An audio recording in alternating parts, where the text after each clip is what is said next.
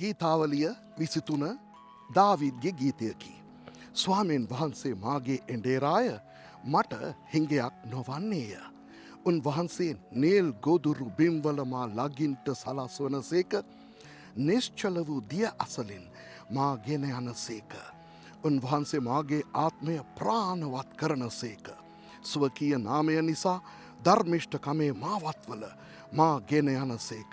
එසේය මරණ සෙවනේ මිටියාවත මැදින් යන්නෙමි නමුත් කිසි උපද්‍රවයකට බය නොවන්නෙමි. මක්නිසාද ඔබ මා සමගය. ඔබගේ දණ්ඩෙන් හා සැරයටියෙන් මට සැනසිල්ල ලැබේ. මාගේ සතුරන් ඉදිරියෙහි ඔබ මට කෑම මේසයක් පිළියෙල කරන සේක. මාගේ හිස තෙලින් ආලේප කළ සේක.